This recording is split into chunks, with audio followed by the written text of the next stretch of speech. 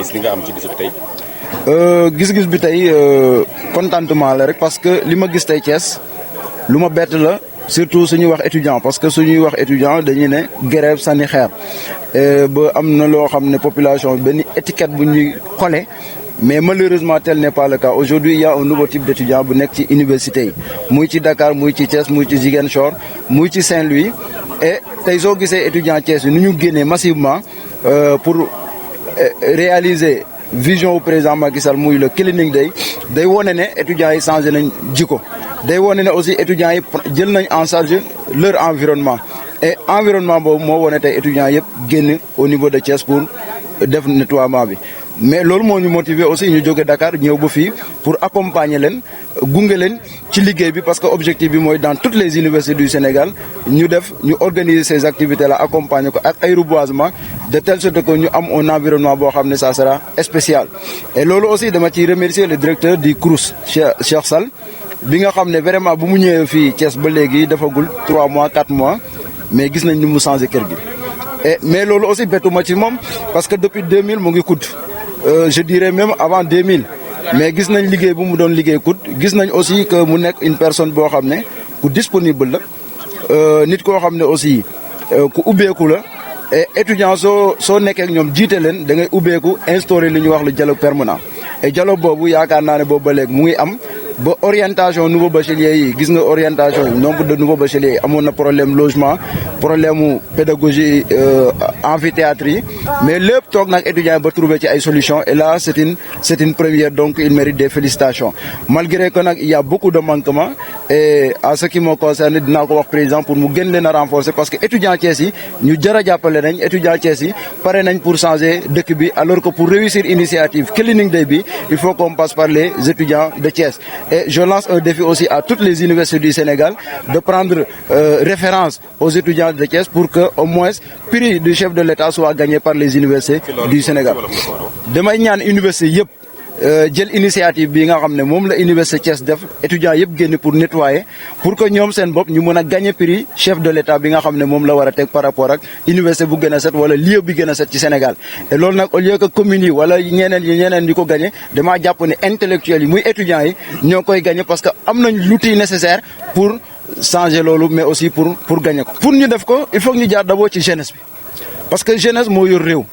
mais particulièrement jeunesse estudiantine bi parce que ñoom ñoo am xam-xam bi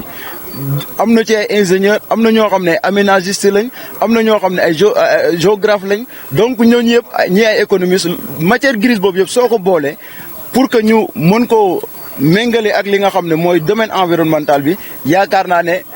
étudiants yi dinañ ci def benn plan d'aménagement bu leen permettre ñoom seen bopp ñu mën a waxuma la Rwanda de mais dañ koy dépasser sax parce que matière grise boobu xejul ci lii. et gis naa étudiants Sénégal yi ñu am xam-xam lañ mais aussi ñoo xam ne dañoo am engagement pas-pas ci liggéey bi ñuy def donc liggéey boobu rek suñ ko transformer rek yóbbu ko ci concept Sénégal zéro déchet yaakaar naa mën nañoo atteindre objectif boobu. mais pour loolu am aussi je may lancer un message au chef de l'État muy le président Macky Sall bi ko lancer pour que mu accompagner leen parce que aussi pour que cette vision soit réalisée ou bien cet objectif soit atteint il faut que mu accompagner leen et pour mu accompagner leen nag damay ñaan faveur au président Macky Sall d'accompagner favorablement les étudiants du Sénégal pour que vision bi mën a réaliser wu parce que ci étudiants yi lañ mën a jaar pour que ñu réaliser ko. salaamaaleykum man maa ngi tudd Mamadou Gueye di président amical des étudiants de l'UFRCES bu université de Thiès donc ci wolof bi maa ngi bamtuwaat li ma wax ni que tey bis bi ñu ngi ko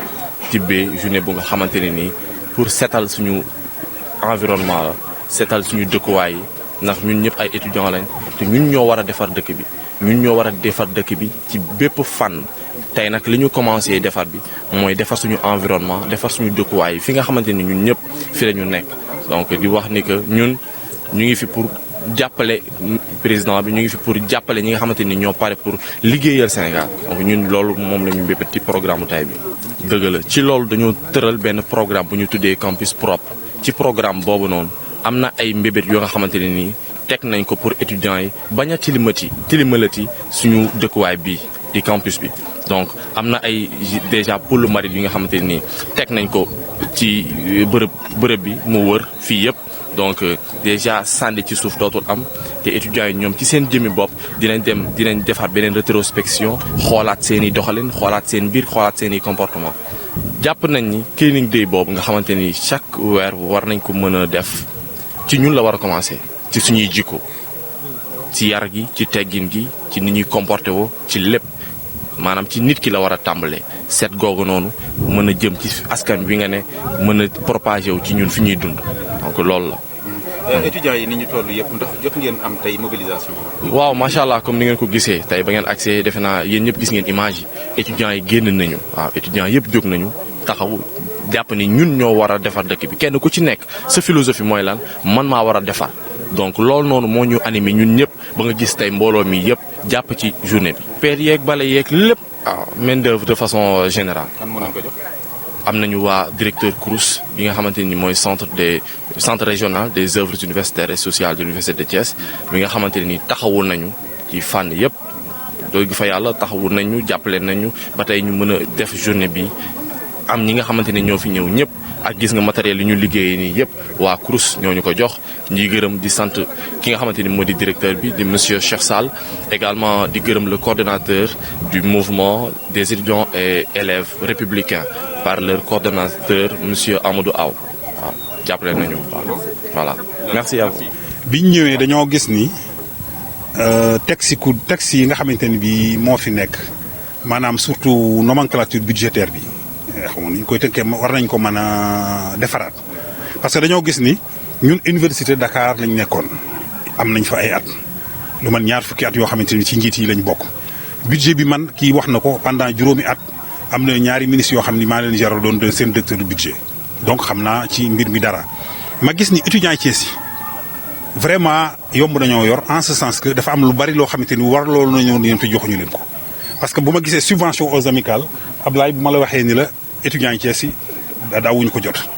don de ticket yi daawuñu ko jot barki dem rek gis naa fi benn étudiant boo xamante ni depuis ñaari at ñoom mën nañ ko wax ana Ablaye ñaari at étudiant boobu mi ngi feebar ñu war ko yóbbu France pour ñu faj ko ci lu yomb pourtant jafewul sax dafa dem ba baat bi sëgg affaire bi di téye baatam ba dootul mën a wax ba mu ngi nekk këram bi mbaayam ñëwee seet si ma laa ni ko xaalis bi buñ ko ci doon def mu jeex sax ñu def ko ci dem laaj ca kaw defa naa dégagé nañ somme ba nga xamante ni bii moom la ñu war a dégagé pour ñu yóbbu ko faji ko France Ablaye defe naa mi ngi nii moom mën naa seede ni étudiant boobu jox nañ ko chèque am ba pour mu war a mën a dem France waaw faju ji beneen bi am na étudiant boo xamante ni li bëggoon a yàq njàngam mooy dégg te appareil bi ñu koy jëndal pour mu dégg moo naa jafewul bi ñu ñëwee wax ma ko tamit ma ni médecin bi initial affaire bi ñu jëndal ko ko texte yi aussi dugal naa ci ay secours aux activités sociales subventions accordées aux étudiants ak yooyu yëpp yoo xamante ni bi dina mën a tax étudiants yi parce que étudiants yi aussi il faut que ñu dimbali leen di leen jox ay dons de ticket pour que ñoom aussi am nañ commission sociale ba di jàppale ñi nga xamante ni bi ñun xamuñu ko ñuy jàppale seen morom étudiants loolu def nañ ko ci problème mu budget bi ak li nga xamante ni bi mooy suñu warloog étudiants yi bi ñu ñëwee tamit ñi ñuy njëkk a rencontré ci la ñu bokk ni leen suñu buntu ubbi nañ ko guddi bëccëg suba ngoon guddi yàlla xam ne ba minuit lañ may woo di ma envoyé message lu xew ñu wax ma bu ko defee ma ñëw ànd ak ñoom dialogue ak ñoom te ñoom lu ñu ma wax sam dañ naan ma directeur kat lii ñu la wax solution bii lañ ci yaakaar léeg-léeg ma wax leen ñu fekk si ma léeg-léeg ma fekki leen. donc waaw dëkkuwaay ay jafe-jafe la moo tax bi ñu ñëwee fii ñu orienté fii ñetti junni ci presque ay bacheliers mais xam naa ñëpp ñëwuñu. bi ñu ñëwee étudiants yi ñoo man damaa jàpp sama bopp nii lii nu ñu koy defee parce que pavillon yi fees na amuñu nu ñuy def mais Ablaye kii ñu wax Laye Baye Fall donc ak Aziz ak Guèye Mamadou Guèye ak ñoom ñëpp conférence bi ñëpp ñu ñëw ni ma directeur ni ko tubaab di waxee là où il y a des problèmes il y a des solutions pour les résoudre si tu n'es pas paresseux da ngay di nga trouver loolu lañ ma wax man leen ayca kon nag proposer leen ma dara étudiants yi dem. daal di ñëw ni ma kat dañoo bëgg nga conventionné ay dëkku bërëb yoo xam te étudiants yi mën nañ faa dëkk man leen lu ngeen fi indi ñun ma benn man leen waxuma la benn ba bu ko indee ñaar ba indi ñett sax dinaa ko conventionné ñoom tam ñu dem dégg ndigal daal di indi ñett ni ma conventionné ko ba conventionné nañ ko ba signé nañu contrat yi. biñ toogee ñu yónni ma kat xale yi ci ay bassin la ñuy tëdd defe naa bi ñu ma ko waxee ñaari fan après ma jënd matelas yi indi waaw ñu séddale leen ko donc ñu ngi nii tënk bi loolu ñëwee itam gis naa environnement bi xam naa ni li ñu daan dafa am un lien ombilical entre maanaam cet ak réussite même ak dund parce que nit dina dee ndax maanaam ñàkk set ko def ma dem daal di lancer benn DRP ñu ñëw ab société gagné ko ñu commencé di aménager le cadre de vie li moom la ñuy def fi mu ne nii ngeen may ma nag ñoo xam ni loolu lépp nag lu dul yàgg ci maanaam ci suufu déedéet waxuma galgal bi sax ci suufu keru gaañ yi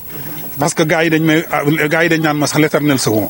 parce que depuis 2000 toujours ay second lay doon ak yooyu moo tax jàng naa ci juróom-ñaari directeur yoo xamante ne bii ku ci nekk directeur COUD ku ci nekk am na lu ma forcé yow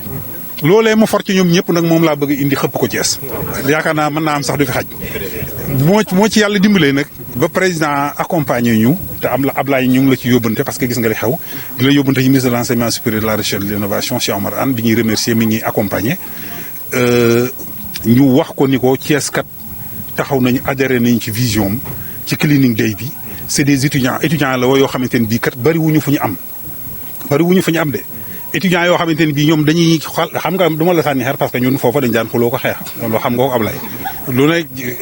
assiégé ngeen sama bureau sànni ngeen may xeer man tam jël naa samay mbëri làmb recruté ko sànni ko ci seen kaw donc xeex ba ñu juboo loolu lañ daan def ma ak ñoom gaañ waaw ñoom Ablaye ñii gars yi mën lañ gisoo fi mu gisee dañoo ñëw songonte mook sama waay yi donc daal di saafonte ñu ni waay mais ñii minante nañu man ne noonu lañ daan dëkk nag bëñ ak làmmañ ñoo dëkk dañuy daje di àndante yu étudiants yoo xamante ne defar la woon rek yu responsable mais dama ni li ma gis fii Thiès gisuma ko fenn étudiants yi tàng la woon waaye dañ leen a yéyéyée fii moom parce que étudiants yi ñoom li ma gisee te dañu fay am koo xamante ni bii ma gis ko ku ko gis feneen moo xam ko kii taxu sans wet mooy imaamu mosquée bu université de Thiès mooy xutba gaañ te li mu leen di wax maanaam li l'islam wax na ngeen jàng na ngeen respecté seeni supérieur am na loo xamante ni bii gars yi moo war ñi leen jiite mais am na loo xam ne moo leen war donc mosumaa gis loolu dem fi laa jullee jumaa ci ñoom mais recham bëriwuma fu ma ko gis mi ngi nii boo ko gisoon moo la woon ni mooy imam bi doo ko xam donc loolu am solo la mu ci jàppale bu baax a baax day nekk étudiants yi ba 2 heures 3 heures du matin lu étudiants yi dugg dinañ ko yëgal donc loolu ma di ko saluer di saluer aussi président mi nga xamante ni bii moom moo son excellence Macky Sall moom mi nga xamante ni moom moo ñu jox idée yi ba nga xamante ni bii lii ñu mën koo appliquer di ko fas yéene appliquer nag fépp nag. loolu ci sunuy maanaam mébét ci la bokk. te yoo xamante ni bi mu yàlla maye fanu guddi dinañ ko réaliser incha allah comme ni ma la ko waxee dañoo dem rapproché wu sapeur pompier yàlla xam ne ni seen audience bi dama ko raté parce que dafa am lu ma doon liggéey Dakar pour ñu former ñu étudiants yi ak partis yi ak personnel bi ci ni ñuy fàggoo bu maanaam musiba amee incendie wala yu demee noonu dinañ leen sant ñu defal ñu bouche d'incendie yi robinet yi dinañ ko def fu bari. waa Eaux et Forêts dinañ leen woo ñu ñëw xoolal ñu fu gara war a am ñu am ko mais en plus de cela cadre de vie bu ñu ko aménagé am na ñoo xam ne Dakar contacté nañ leen que ce soit Nescafé que ce soit ñeneen ñoo xamante ne bii ay bon dinañ ñëw ci campus bi installé fi ay mini fast food yoo xamante ne bii yoo xam prix étudiant lay doon étudiant bu ne fukki dërëm lay commencé mburoog chocolat dina ci am mburoog non dina ci am ak yëpp nag ba ca kaw ginaar ba ca kaw a kaw loolu lépp dinañ ko def fii incha allah ci université Thiès bi dama ni étudiant yaa ngi nii d'accord nañ ni engagé nañ nañ continuer ci nii ñoom bu ñu liñ naan xam nga wolof dañuy man nag kookoo la maa nga dëkk fële gin Kajoor li wolof naan bu dakkul du dakk maanaam bu gouvernement bi ak ñun ñi bu ñu dakkalul li ñuy def ñoom du ñu dakkal soutien bi nga xamante ne bi moom li ñuy indil moo tax ñu naan bu dakkul du dakk waaw bu dakkul ñun aussi li ñuy def commencé ko yal nañ yàlla may ñu continuer ko buñ ko continuer ñoom ñi promettre nañ ni garaaw du am université Thiès loolu moom lu am solo la